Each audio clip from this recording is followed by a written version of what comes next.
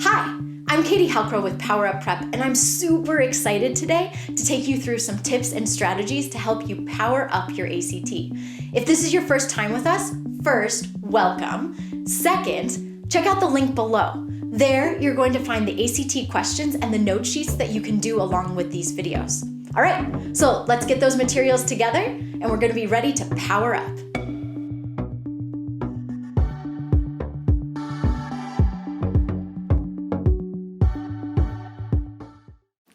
Okay, so now we've talked about general strategies for the science section as well as how to do that dueling scientist section. So now we're going to go into specific question types that you will encounter when you're doing the science section. The biggest question type that I'd like you to master, like the most important one to master for the science section, is the yes, yes, no, no question. Now, this is in yes, yes, no, no form. So the first two answers start with yes and the second two answers start with no. Now, it doesn't always go with yes and no. Sometimes it goes with more, less. Sometimes it's darker, darker, lighter, lighter. Sometimes it's thinner, thinner, fatter, fatter. It could just be any two words that are together, or a phrase, two phrases that match, and then the next two phrases match too. So when you're doing a yes, yes, no, no question, you're going to skip over the yeses and nos, or the lighter, darker, or the more or less first, and you're going to go straight to the explanation. The explanations will have words or data in them that you can reference back in the passage, so you can find that match, that data match in the passage. And then what you're going to do is eliminate the false explanations. Almost always there are at least two false explanations when you're doing these questions. So you don't even really have to read the question first when you're doing this, or a lot of times you don't have to even read the question first when you're doing these questions if you recognize that it's yes, yes, no, no, because you can just go to the explanations, and then based on the explanations you go back to the passages and the charts and graphs and data, and you eliminate the explanations that are incorrect. So that's the first thing that you do. Then what you can do is go back and reread the question. Based on the information that you just found in the passages, you should have a really good idea of what this question is getting at. So then what you can do is reread the question and then decide if it's yes, no, lighter, darker, more, less after that. So when doing these yes, yes, no, no questions, skip over the yes, yes, no, no, and go straight to the explanation. Eliminate what you can using data from the passage, and then using those explanations as clues, go back and reread the passage go back and reread the question to see which answer choice you should pick. Okay, so that's yes, yes, no, no questions. Super important, a good one to know how to do. Okay, so we're going to turn now from yes, yes, no, no questions and talk about bringing data together questions. So this is another really important question type that the test uses. So yes, yes, no, no is probably the most prevalent question type, but bringing data together, they do it a lot. So what I mean by bringing data together is that a question might say something along the lines of, okay, so using chart 1 and table 2, what is the total amount of tomatoes, like the total mass of tomatoes that was produced?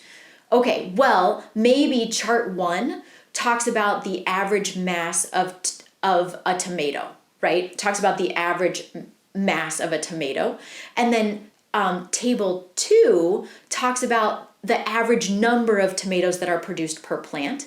Well, bringing that data together, you would be able to find the total mass of tomatoes produced by one tomato plant.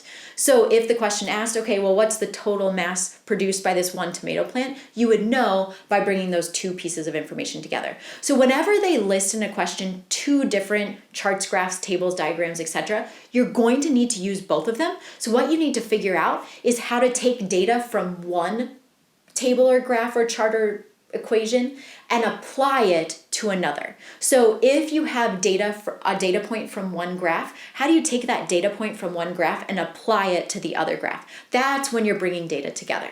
Okay, so while we're talking about data, the other thing that they oftentimes do is give us an additional data value.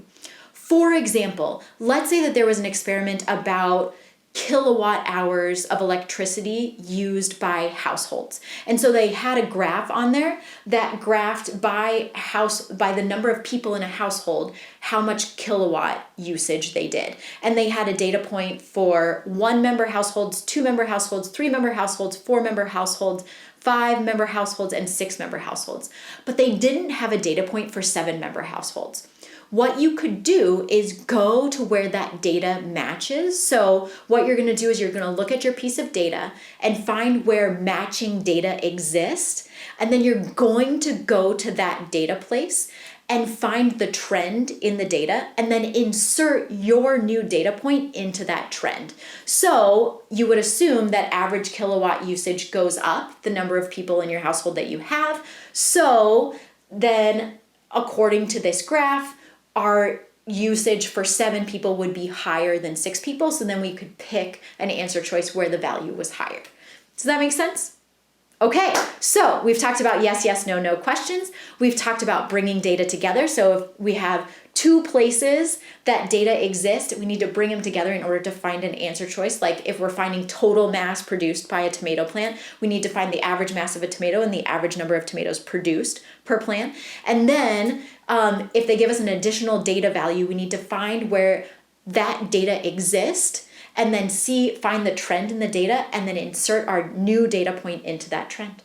All right, let's move on. Thanks so much for watching. I really hope that this was helpful.